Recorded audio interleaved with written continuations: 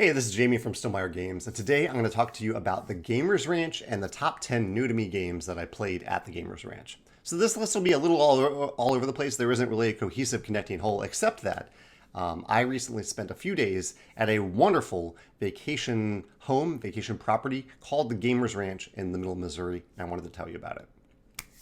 So the Gamers Ranch is exactly as I just described. It is a big vacation home that sleeps around 20 people, 20 adults. It's geared towards adults. And it is decked out with over 2,000 modern board games, and even some older board games too, but mostly modern board games, including the entire Board Game Geek Top 100 and a giant shelf of very new games. I mostly played a lot of those new games while I was there. They also have a pinball section. They have a VR section. Video games. I didn't play any video games when I was there, but people were playing video games on a multitude of TVs and systems that they had there. They had a full Dance Dance Revolution set up. And they had plenty of space for gaming. Like it was much bigger than I thought it would be, in that we never felt like we were crowded together. There were two rooms for tabletop gaming. One was in the main kind of gaming library, and there were maybe 4 or 5 tables in there. People were constantly playing Crokinole in there, next to games of Great Western Trail, so heavy and lighter games. And then there's this other big area where the kitchen is, nice big kitchen, and that had 3 giant tables in it as well. One of them is particularly large for like a giant group dinner if you wanted to do that. But that one had a lot of natural lighting, so I really enjoyed playing in that room. And one of the great things about this place that we found is that normally if we were going on not normally, I don't know if I've ever gone on a gaming vacation before, but if I were to go on a gaming vacation, I would normally feel like I would have to bring a bunch of games to it.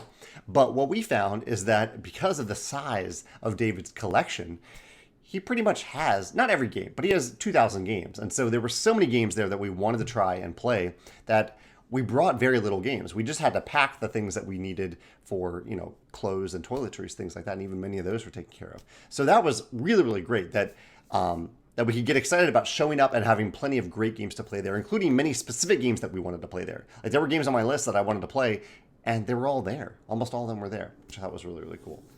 The other half of Gamers Ranch, and I will get to the top 10 list in a second, but I wanted to talk about the Gamers Ranch in a second because I would recommend to any gamer, if you're within like a 5-hour drive of the middle of Missouri, I would highly recommend checking it out. Even if it's not with 20 people, if it's with 10 people, I think you could have a great time there. The other key to it is that not only are there a lot of great gaming activities to do indoors, I didn't even mention the miniatures painting section if you want to do that, but also outdoors, there are some great places to do stuff outdoors as well. There's a grill if you want to cook, and there's a smoker if you want to cook. There's a giant pond if you want to go swimming. We were there in the middle of June when the temperature was 100 degrees, so a lot of people jumped into the lake and had fun doing that.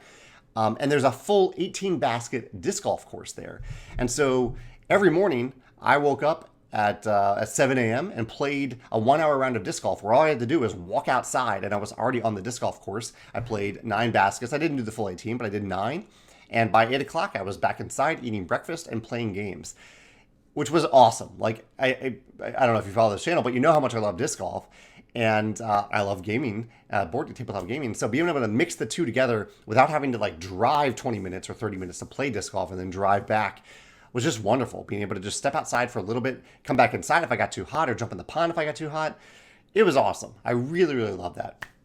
And I didn't even do everything there. I basically just played games, ate food, and helped prepare some food, and played disc golf. And I had a wonderful time.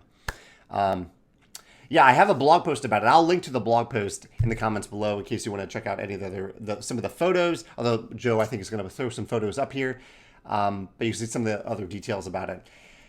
But yeah, I just had a wonderful time, and I played a total of, how many games did I play? If I include disc golf as a game, I played a total of 15 games while I was there. So in the span of 48 hours, we weren't even there that long. I had to play 15 games, some of which were new to me. Those are the ones I'll rank. But I also got to play disc golf.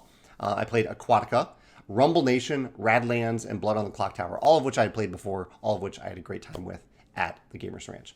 Let me jump into my top 10 here.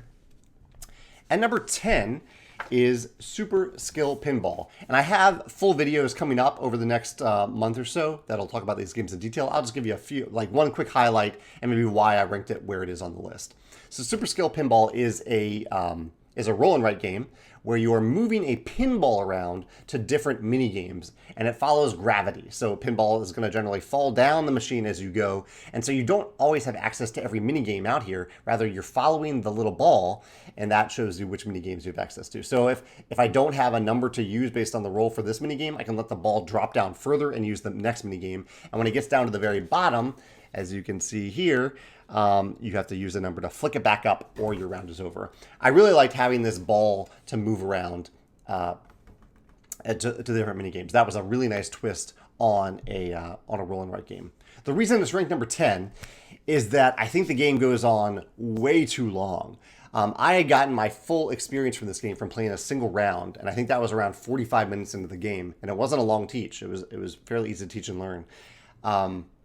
I got through one round of the game. I got what I felt was the full experience, and I still had 2 more rounds to go after that. I don't know why it's a 3-round game. I think they could have probably made it a lot more concise and just made it a single round game. And I'm sure there'll be people who differ with me on that. But when I play a roll and write like this, I don't want to spend an hour and a half at the table. I want to spend maybe 30 minutes at the table. I don't really understand why it was 3 rounds. So this is a game that I would only play again if I were only playing 1 round of it, not 3 rounds of it. I say that as someone who designed a 3-round roll and write game, but playing 3 rounds of Rolling Realms is probably going to take you, if you know how to play the game, is going to take you between 30 and 45 minutes. Probably 45 if you play all 3 rounds. But Rolling Realms is designed very much to play round by round, so you can just play 1 round of it. Anyway, Super Skill Pinball. I'm glad I played it. Probably not one that I'd return to, but I do like that ball mechanism. At number 9, I have the newest version of Azul Queen's Garden. Very beautiful, as all the Azuls are. Very satisfying to look at and grow your garden.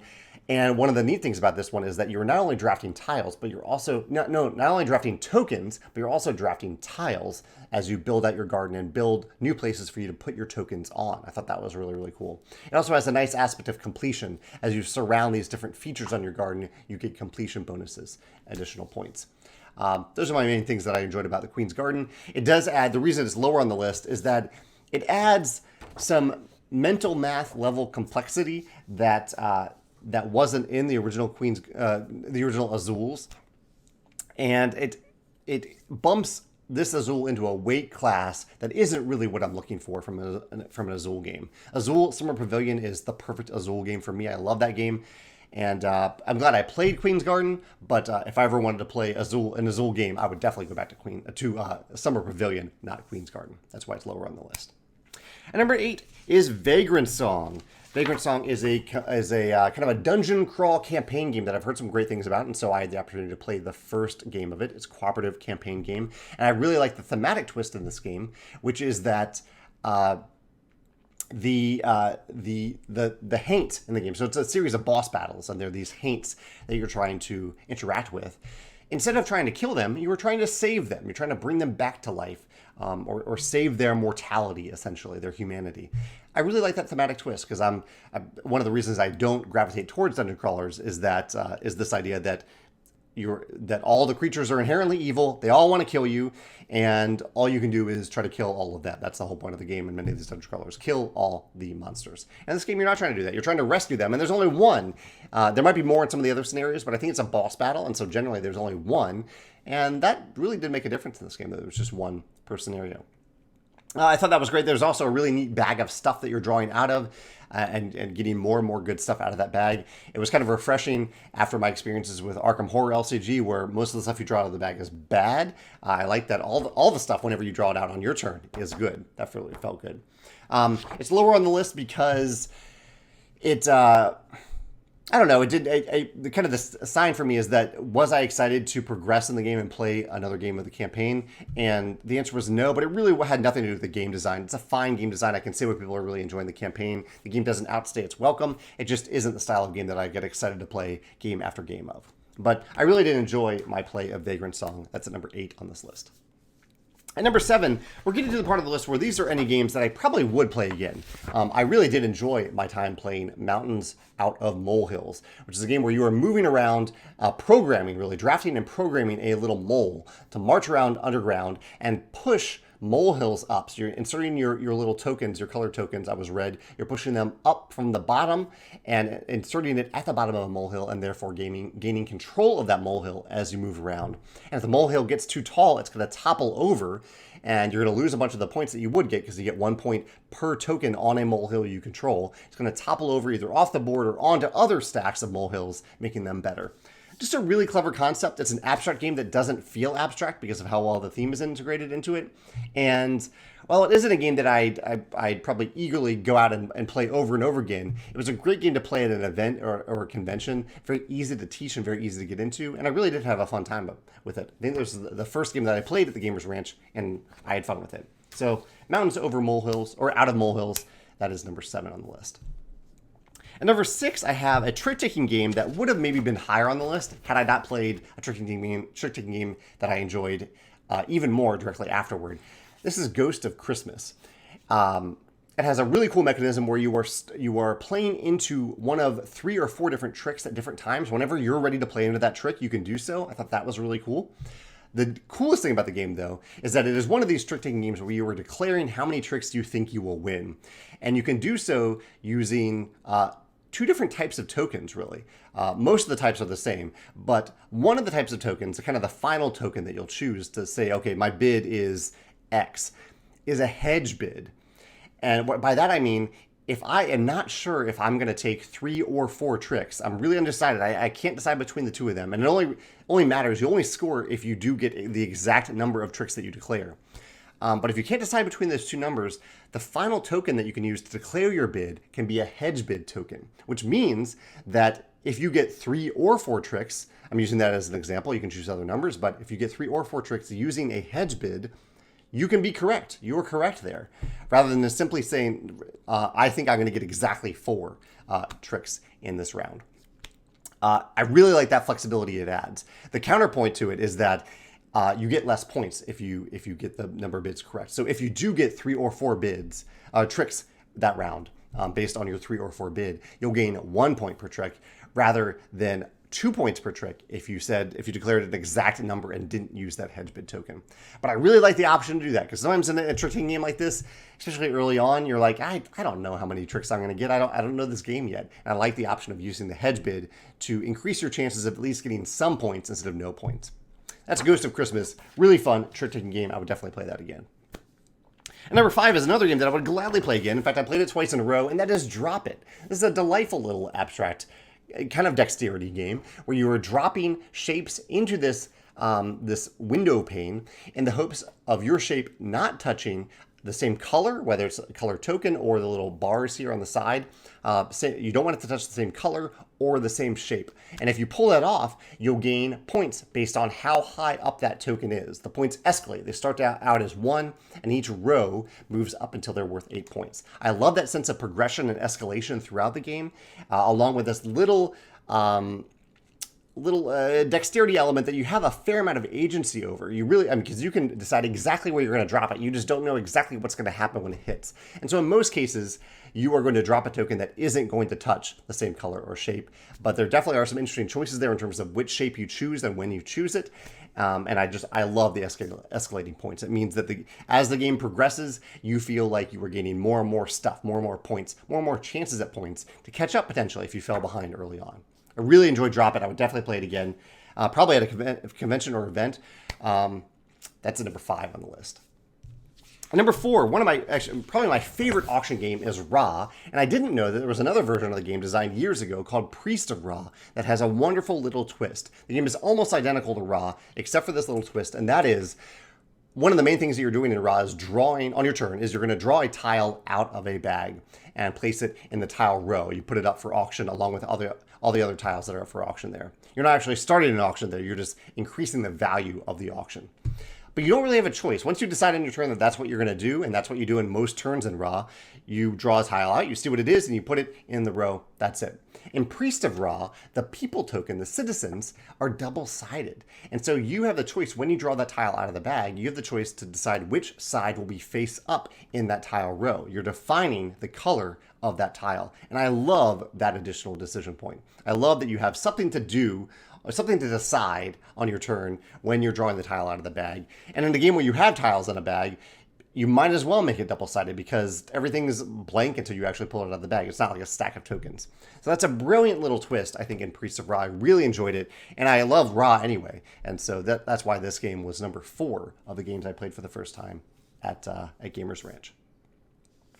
At number 3, I have a wonderful game of hand management of Aquatica, and specifically I played the expansion for the first time. So I actually played 2 games of Aquatica at the Gamers Ranch. I played the standard game with I think maybe some of the expansion cards built in, but not the different endgame conditions or the asymmetric cards. And then we played one game with kind of the full force of the expansion built into it, the Cold Waters expansion, and I really had a lot of fun with it.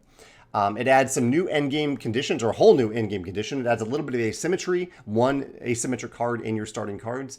And my favorite thing that it adds is some cards that say, if this card is on top of your discard pile, you have this ability. So it is a temporary ability that you have, because right away, as soon as you play another card on top of your discard pile, that ability goes away. But it really gives you an extra decision point. For example, a card might say, whenever this card is on the top of your discard pile, if you conquer, it costs 1 less military or power to conquer. And so I might play that card and make sure that I still have a conquer card in my hand to use on my next turn, adding to that decision point of timing, order of operations. I love timing and order of operations in games. So I really like that addition to this hand management game. I could see this being added to any hand management game of looking at the top card of the discard pile, whether it's something printed on that card or just a reason to look at the top card of your discard pile. That is Aquatica Cold Waters. Look forward to playing that again. And number 2, I have kind of a hot game right now in terms of the big German gaming awards, and that is Living Forest. This is a deck building push your luck game. 2 things that I really, really love. And as you can see here, I have this long row of cards. The core thing you're doing simultaneously, so I love simultaneous games too. Simultaneously, all players are going to be drawing cards from the top of the deck to increase the number of resources that they have to spend that round. And they decide when they want to stop, because if they end up with 3 of this little icon out here, they bust. And when you bust, instead of being able to take 2 actions on your turn, you only get to take 1 instead. I love that bust system, that there is a reason to push your luck, a reason to get more resources, and a reason to truly push. And if you do fail, if you do end up busting, you still get to do something on your turn. And that action does feel really powerful. Just having 1 action feels powerful, but it feels even better to get those 2 actions. It's the Quacks of Quedlinburg system. I really, really like that system. And I love the decision point in here of knowing on your turn, kind of not necessarily knowing, but knowing what you're hoping to go after and going after it to get the amount of resources to be able to pay for the thing that you want, and knowing when to stop based on pushing your luck.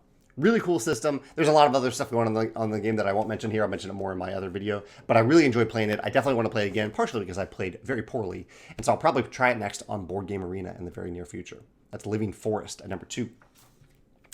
Definitely, though, my favorite game that I played at Gamers Ranch, the only game that I've actually ordered so far, is Cat in the Box. This is a game that came out a few years ago from Japan, but Bezier Games got the rights to it in the US, and it really is a delightful player experience. The core idea of the game, I won't go too much into it here, but the core idea of the game is that it is a trick-taking game where the cards have no inherent suits or colors. Rather, when you play a card, you are declaring this is the blue 4. And so if I have a 4 in hand and I say this is the blue 4, on this little, you can't see it very well, but back here in the back there is this this board where you'll put one of your player tokens to show that the blue 4 has been played. And so from then on, because the blue 4 has been played, no other player can play the blue 4 because it's already been played. You've said, I played the blue 4. This may sound silly as I describe it, and it is a little silly, but that silliness really adds to the game because you're essentially playing make-believe. You were declaring what colors these cards are at the moment that they are played, and even at certain times, if you're trying to win a trick or not win a trick, you might say, or not fall into a paradox, because if you have a hand of cards that you can't play because all of those colors have already been played or all those suits have been played, you can't play it. There's certain times in the game where you might say, oh, I have no more blue cards in hand. So you'll remove this little token from your little mat here to say, I no longer have blue cards. You might do that to win a trick or to lose a trick based on the card that you play. But it's just this wonderful moment, this wonderful table talk that emerges from, and decision points too. It's a great mechanical game to play. from the cards not having suits. It's one that it is tough to describe how much fun it is. I just highly recommend that you give it a try if you do like trick-taking games. And I don't even always gravitate towards trick-taking games, but I really enjoyed this experience of playing make-believe with my friends about what colors, what suits these cards have as I play them. So much fun. Cat in the Box. I highly recommend it. Just a really creative kind of mental exercise too, of not putting suits on cards, letting players choose the suits as they play them. It gives you a lot of flexibility. Yeah, that's the one thing I already filmed my video about it, but I didn't mention this. But the flexibility you have to say, at this moment, this card is now a blue 8 because I need a blue 8 at this moment. The flexibility to say that at that moment is really, really cool. Cat in the Box, my #1 favorite game I played for the first time at Gamers Ranch. I'd love to hear what you think if you played any of the games on this list, whether the new to me games or the other games I mentioned at the beginning, or what you think about Gamers Ranch. Whether you've been to the Gamers Ranch or if you're intrigued about it, feel free to ask me questions in the comments below. I'm happy to answer based on my experience at the Gamers Ranch. And I can say I enjoyed it so much that, and everyone seemed to enjoy it so much, that we are definitely going back again in the future. I can't wait to go back in 2023. Let me know your thoughts in the comments below, thoughts and questions. I look forward to talking to you about these games and the Gamers Ranch. Take care.